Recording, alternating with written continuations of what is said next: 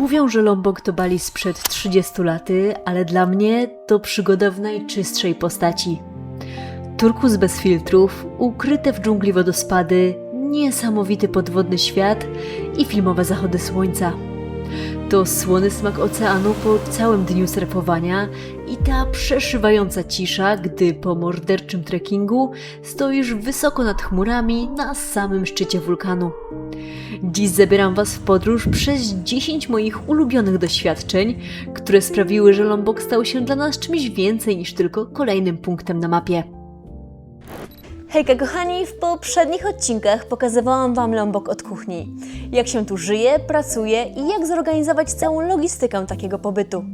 Przygotowałam też dla Was osobne materiały na temat wspinaczki na Mount Reggiani oraz wspaniałych wysp Gili, bo były to tak fantastyczne przeżycia, że nie udałoby mi się tego odpowiednio skompresować do tego odcinka. Ale dziś czas na wielki finał. Przygotowałam dla Was 10 absolutnie najlepszych miejsc i atrakcji, przez które totalnie przepadłam na tej wyspie. Także jeżeli planujecie wyprawę do Indonezji, potraktujcie to jako Waszą gotową listę must do do odhaczenia. Gotowi? No to zaczynajmy! Jeśli miałabym wskazać jedno miejsce będące esencją południowego Lomboku, to bez wahania wybieram Bukit Meres. To nie tylko punkt widokowy, ale przede wszystkim potężny zielony półwysep, gdzie kontrast soczystej trawy i turkusu oceanu jest wręcz nierealny. Za każdym razem, gdy tam stałam, po prostu nie mogłam uwierzyć własnym oczom. Coś niesamowitego.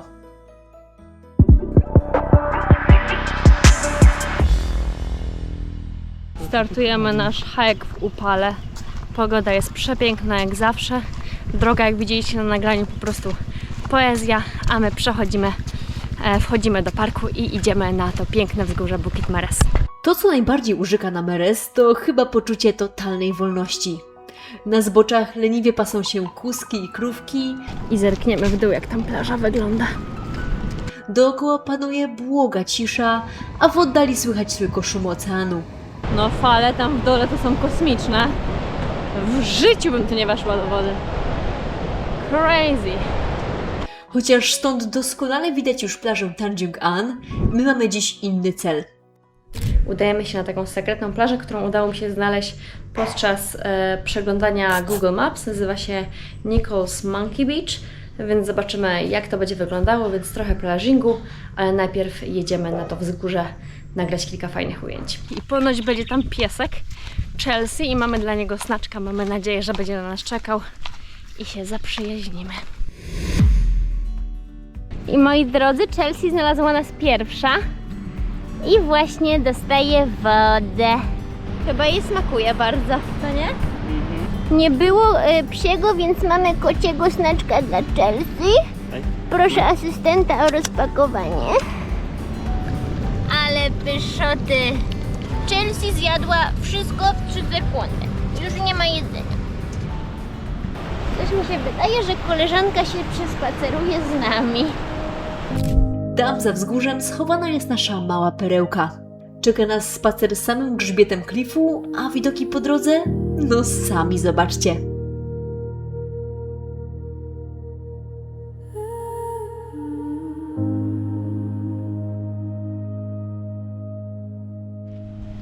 Przeginka.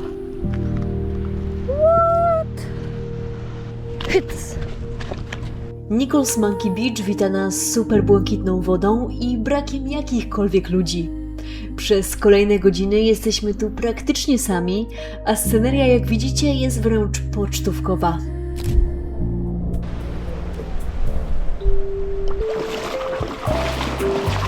Jedyny minus, że woda jest zdecydowanie za ciepła tutaj.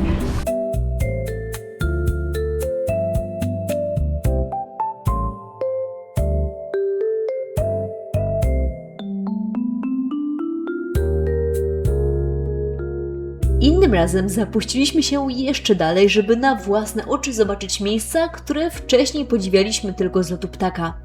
I powiem Wam szczerze, to był absolutny obłęd. Fale na dole są tak wielkie i tak potężne, że się rozwalają i jest. Ale masa. What? Patrzcie w dół. I nie zapomnijcie, że na Bukit Merez warto wrócić, kiedy słońce zaczyna się chylić ku zachodowi, także zapraszam na Bukit Merez w nieco innej odsłonie. Tam chyba się wbijemy. I o ile za dnia spacerowaliśmy tutaj właściwie sami, o tyle wieczorem Merez przyciąga tłumy. Ale wiecie co? Zupełnie nam to nie przeszkadzało. Choć to najpopularniejszy sunset spot na wyspie, dla mnie to wciąż numer 1 na zachód słońca na całym Lomboku.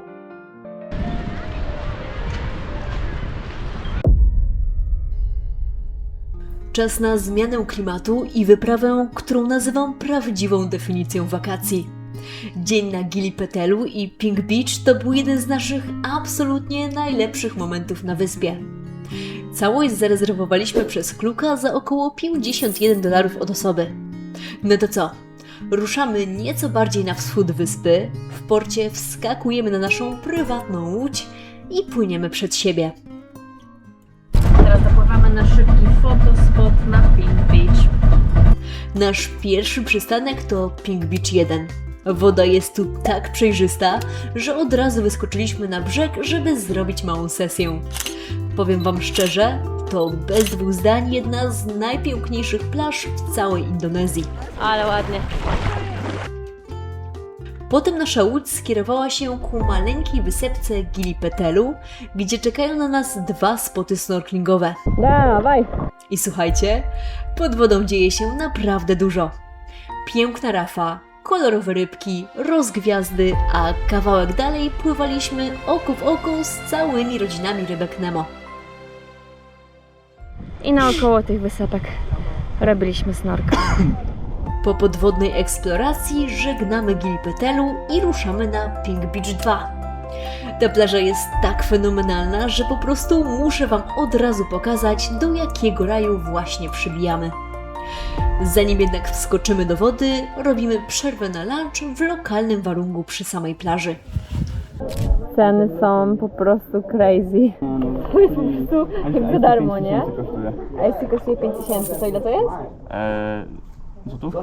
No dobra, to nie jest. Złotówka. No to tak. Wybieramy coś, a potem dronik i pływanie na Pink Beach. Zamówiliśmy krewetki w ostrym sosie i chicken noodles. Wjeżdżamy w krewetę, przyszło moje ulubione susiwo. Dobra, nie? Ten sos mnie zabił, A ten szczyt, no nie mogę, ale mocno. Jesteśmy właśnie na Pink Beach, spodenki tematycznie. I rzeczywiście poleciałam dronem do góry, rzeczywiście ten piasek wydaje się troszeczkę różowawy, tutaj nawet trochę widać, ale nie jest to jakiś bijący w oczy róż, ale woda jest po prostu lazur. No cuda.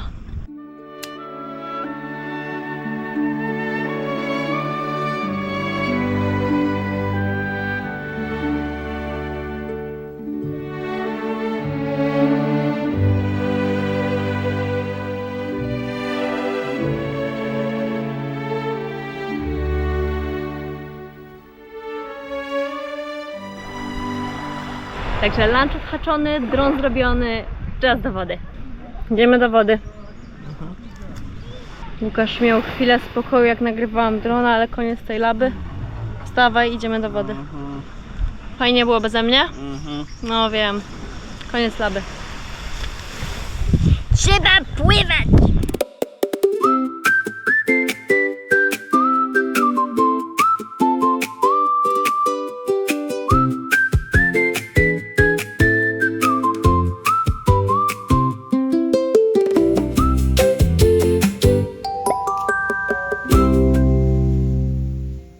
Ogólnie te wszystkie wycieczki, w których bierzemy udział tutaj, są super na chillu, bo wszędzie mamy tyle czasu, ile chcemy. Pytaliśmy właśnie guida, jaki jest rozkład jazdy, ile tutaj mamy czasu na plaży. To on powiedział, że 3-4 godziny, 2 godziny, ile sobie życzymy. Także totalnie chill. Jak jedziecie na taki private trip, to wszystko możecie pod siebie zrobić. Jest po prostu petarda.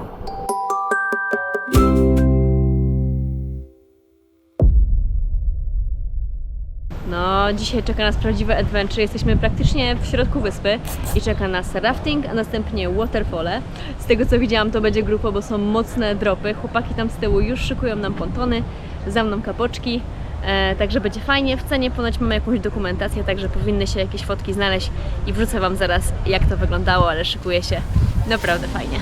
Tym razem naszym celem jest samo centrum Lomboku i konkretna dawka adrenaliny w samym sercu dżungli. Na start szybka zbiórka w bazie, przygotowanie sprzętu i chwilę później ruszamy już do punktu startowego. Po krótkiej przeprawie w laczkach przez dżunglę w końcu wskakujemy do pontonu. Spływ był super, dropy na rzece to masa śmiechu i frajdy, a ja na deser zaliczyłam jeszcze skok z klifu dla chętnych. Jesteśmy już po raftingu, jak widzicie, cała mokra, było mega fajnie. Żałuję tylko, że nie wzięłam kamery, bo w sumie nie było tak intensywnie, więc śmiało mogłabym ją trzymać. Były ze 4 takie mocne dropy, z czego jeden taki 2-metrowy chyba spokojnie. Chłopaki robili zdjęcia, więc zaraz wrzucę, jak to wyglądało. No i punkt wycieczki było miejsce, gdzie chętni mogli skoczyć z klifu do wody. Jeden facet i ja zdecydowaliśmy się skoczyć. Mi się tak spodobało, że poszłam aż 2 razy, także bardzo fajnie. Teraz idę się przebrać i jedziemy na waterfole.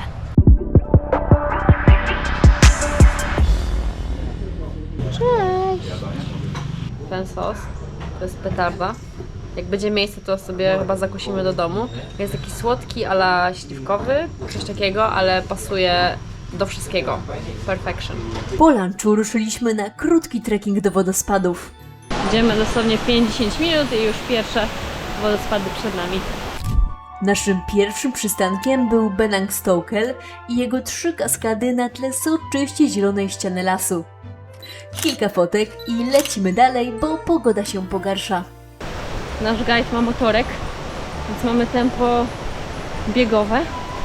Kiedy już serio zaczął nas doganiać deszcz, skusiliśmy się na przeprawę motorami z lokalsami. I słuchajcie, to był absolutny highlight tej wyprawy. Masa śmiechu, pędzenie przez dżunglę w deszczu, który szybko przerodził się w ulewę i frajda po prostu poza skalą. I hope so too, the road is crazy! Pan driver świetny, bo droga była tragiczna. Łukasz właśnie zjeżdża.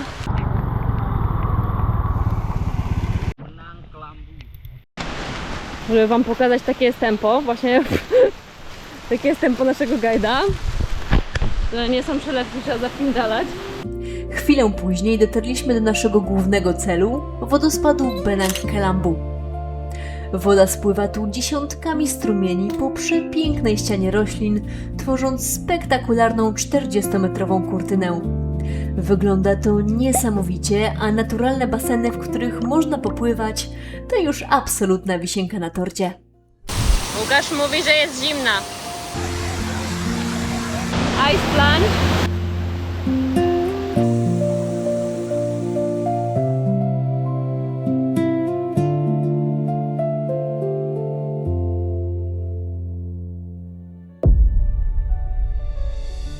No i nie da się mówić o Lomboku, nie wspominając o jego królu.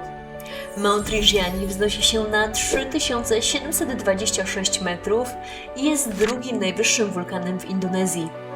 To góra, która jest tak samo piękna, jak i bezwzględna. Poświęciłam jej cały osobny odcinek, bo tych emocji nie dałoby się skompresować do kilku minut, ale tutaj chcę Wam przedstawić to miejsce w dużym skrócie, bo z tej pozycji z pewnością nie warto rezygnować. Witajcie, jest godzina 3:55. Za 5 minut przyjeżdża nasz transport, który zabiera nas do miejscowości Seneru, gdzie zaczyna się nasz hike na wulkan Rinjani. Nasza przygoda zaczęła się o 4 rano. Zanim jednak w ogóle postawicie stopę na szlaku, czeka Was kilka kwestii do odhaczenia. W naszym przypadku transfer z Kuty do Seneru, śniadanie, obowiązkowy medical check oraz oficjalna rejestracja.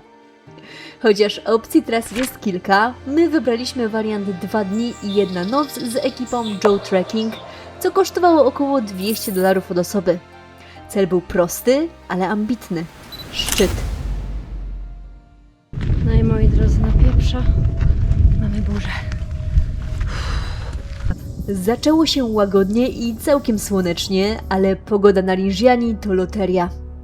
Sytuacja szybko odwróciła się o 180 stopni i przez kilka kolejnych godzin szliśmy w totalnej ulewie. Ślisko, mokro i stromo, a zmęczenie czuliśmy dosłownie na każdym kroku. Gdy przemoczeni dotarliśmy do bazy na krawędzi krateru, naiwnie myśleliśmy, że najgorsze już za nami. Ale oj, byliśmy w dużym błędzie. Jest godzina 1:45. Wstajemy i idziemy na szczyt. Jest zimno, będzie ciężko. Pobudka w środku nocy i morderczy marsz w wulkanicznym pyle. To test wytrzymałości przez naprawdę duże W. I ostatni part. Let's do this. Jednak to, co zobaczyliśmy o świcie, po prostu odbiera mowę. Sam moment, w którym stajesz na szczycie o wschodzie słońca, sprawia, że cały trud natychmiast idzie w zapomnienie. To jeden z najpiękniejszych i najbardziej surowych krajobrazów, jakie kiedykolwiek widzieliśmy. Absolutna magia. Powiem wam, że jest masakra. Potem czekała nas jeszcze katorga w dół, która testowała nasze kolana na każdym kroku, ale ten weekend kończymy z jednymi z najwspanialszych podróżniczych wspomnień. Gorąco polecam tę przygodę, a po wszystkie techniczne szczegóły zapraszam Was do osobnego odcinka na kanale.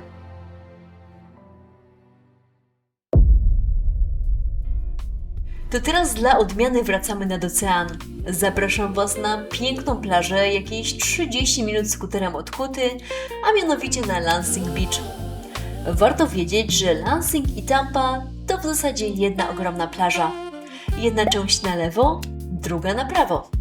Sama dojazdówka potrafi tu nieźle wytrzepać, ale te widoki wynagradzają każdą dziurę w drodze. Soczysta zieleń palm i intensywny błękit oceanu to połączenie po prostu zwala z nóg i jest prawdziwą ucztą dla oczu. Cisza, spokój, brak ludzi i tylko fale rozbijające się pod nogami. No, powiem wam, że wygląda petarda. Ale dźwięk fal jest przerażający trochę.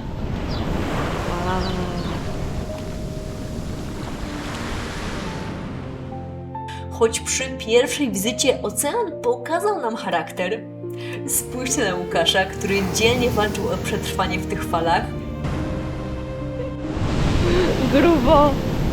Miotało nim konkretnie, a piasek z tej plaży zabrał ze sobą do domu w ilościach niemal hurtowych. Patrzcie, jak go przeczuchrało.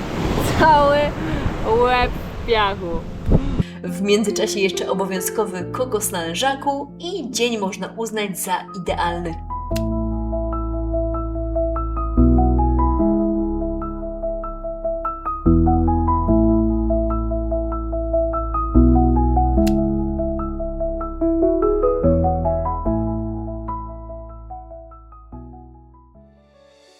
Innym razem, kiedy rozbiliśmy się kawałek dalej, woda była już całkowicie spokojna, także można było popływać bez walki o życie.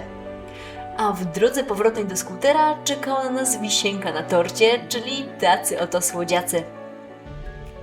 Badzieki maleńko. Łukasz!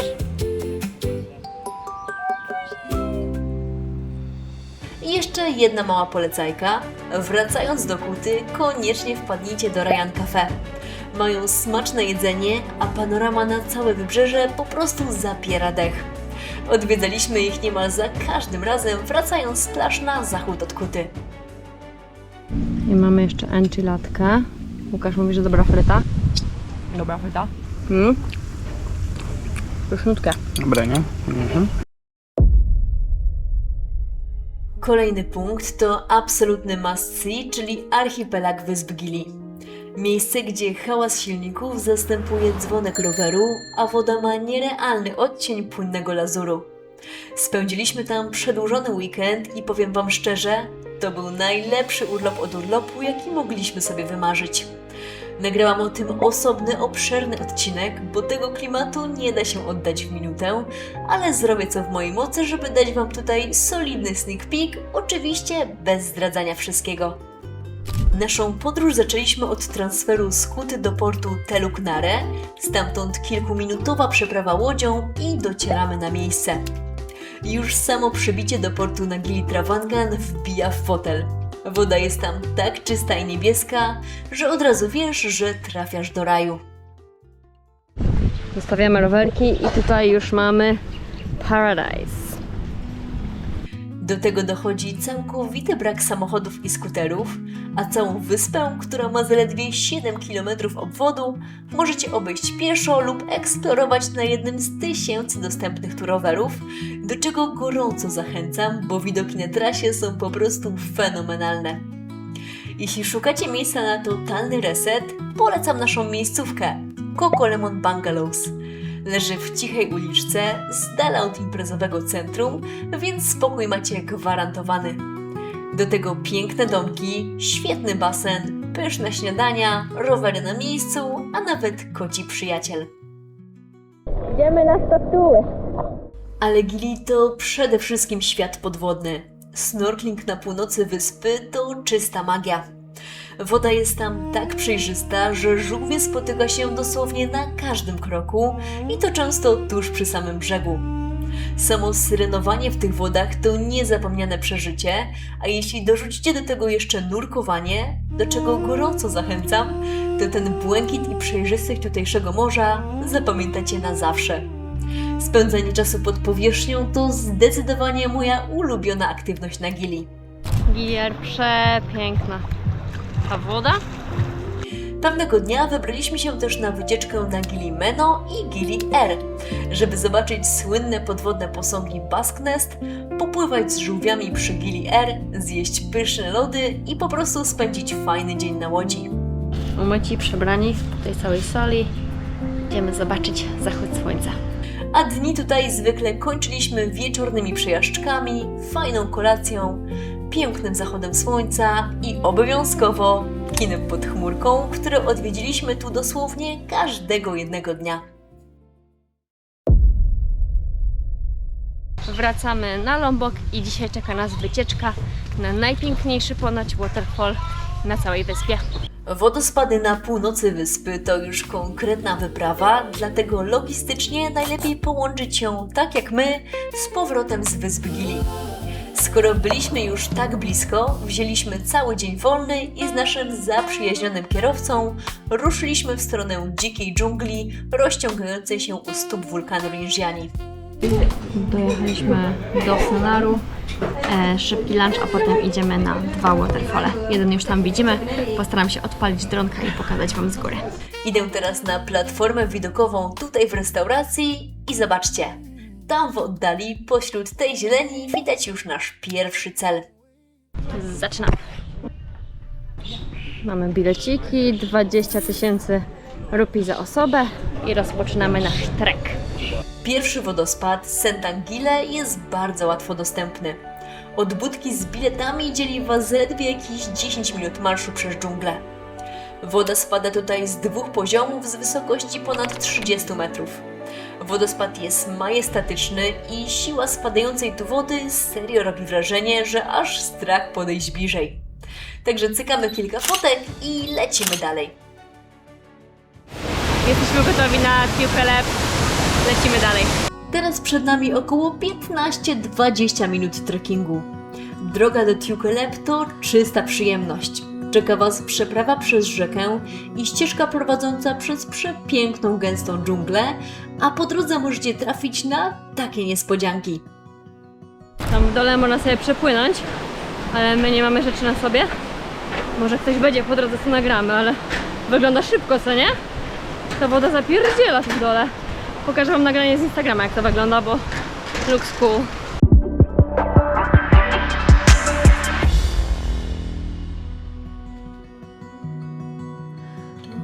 Jest jaka boska woda. Ja chyba idę całą drogę tak. I oto on, Tukelep. Jeden z najbardziej spektakularnych wodospadów, jakie kiedykolwiek widzieliśmy. Kozak. Zarybisty. Potężna ściana wody wpada do naturalnego basenu z taką siłą, że w kilka chwil byliśmy przemoczeni do suchej nitki.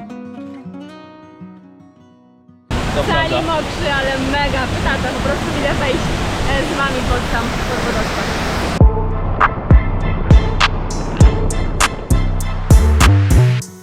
Absolutna potęga natury, której na północy Lomboku nie możecie pominąć. Ale przynajmniej nie jest mi już gorąco w ogóle. schłodzeni. A tutaj zobaczcie, jaka ładna woda.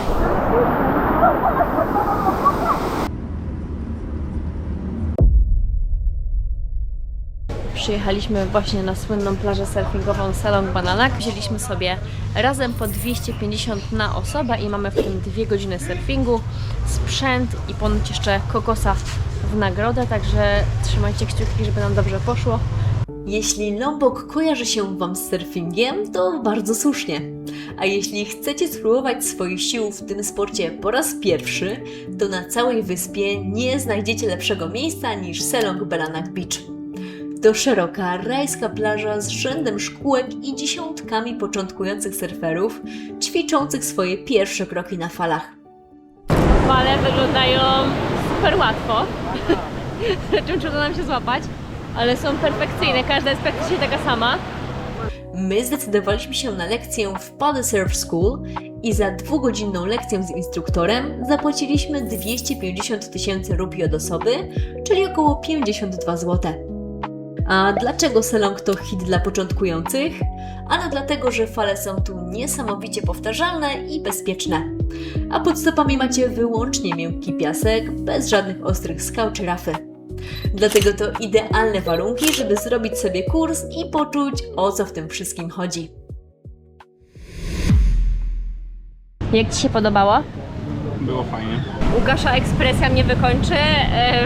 Myślę, że psychicznie padnę. Było super, ekstra fantastycznie. A teraz zobaczcie, co się działo z moimi włosami. Tak się kończy jazda po dnie głową. To był whirlpool, ale przeżyłam. Aczkolwiek włosów chyba dzisiaj to ja nie rozczeszę. Jeszcze sobie kalamaryski zamówiliśmy. Także Selong Bananak koniecznie dopiszcie do swojej listy, nawet jeśli nigdy wcześniej nie staliście na desce, bo to tutaj właśnie warto postawić swoje pierwsze kroki w tym sporcie.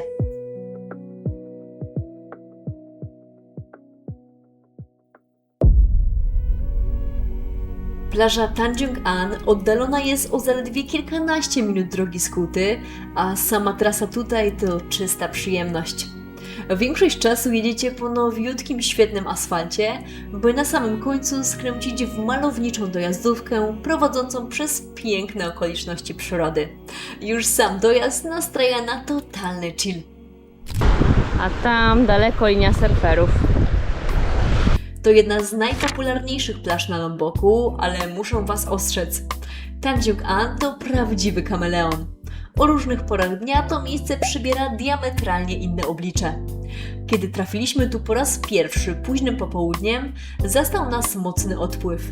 Woda cofnęła się o setki metrów, odsłaniając surową rafę, a na linii brzegowej niestety pojawiło się trochę śmieci. Wystarczyło jednak wrócić tu rano, by zobaczyć zupełnie inną bajkę. Przy wysokim przypływie Tanjung An zmienia się w ideał. Lazurowa woda, całkiem czysta linia brzegowa i ten drobniutki piasek, który pod stopami przypomina mąkę. To jest ten moment, kiedy plaża wypełnia się surferami, a Wy możecie poczuć ten legendarny indonezyjski vibe.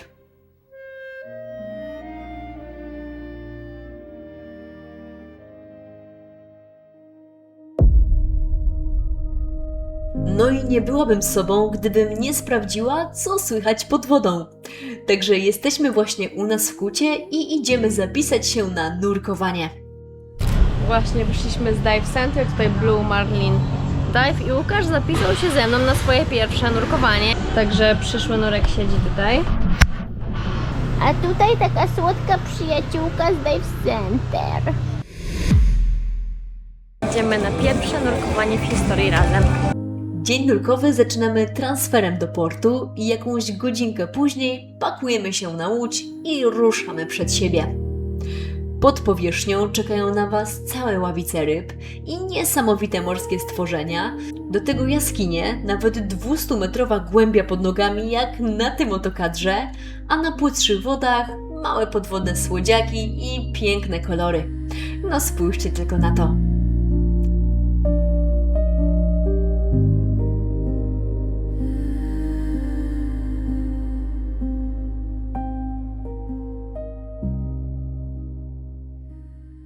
Jak było?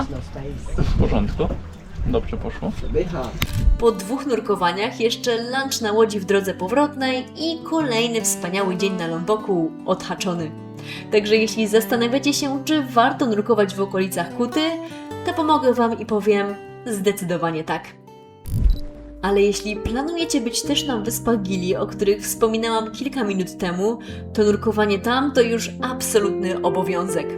Podobnie jak 3 lata temu, postawiłam na sprawdzoną ekipę Gili Divers, z którą wybrałam się tam na 2 poranne zejścia i było po prostu magicznie. Pierwsze nurkowanie to spotkanie z naprawdę ogromnymi żółwiami morskimi, a drugie to zejście na wrak Bounty Wreck, gdzie możecie poczuć się jak w wielkim kolorowym akwarium. Także wszystkie 4 zrobione podczas tego wyjazdu nurkowania oceniam jako fantastyczne i warte każdej jednej wydanej na nie rupii. I to już cała moja 10 najlepszych miejsc i atrakcji na Lomboku, wyspie, która absolutnie skradła moje serce. Mam nadzieję, że to zestawienie pomoże Wam zaplanować Waszą indonezyjską przygodę i wycisnąć z niej to, co najlepsze. Oczywiście zachęcam do obejrzenia poprzednich odcinków z tej serii, a w komentarzu koniecznie dajcie mi znać, która z przedstawionych atrakcji przemawia do Was najbardziej. Tymczasem dzięki za wytrwanie do końca oraz za każdego nowego lajka, suba czy komentarz. Widzimy się w kolejnym odcinku. Pa, pa! No to standardowo zapindalamy w dół, bo dawno nie chodziliśmy, prawda?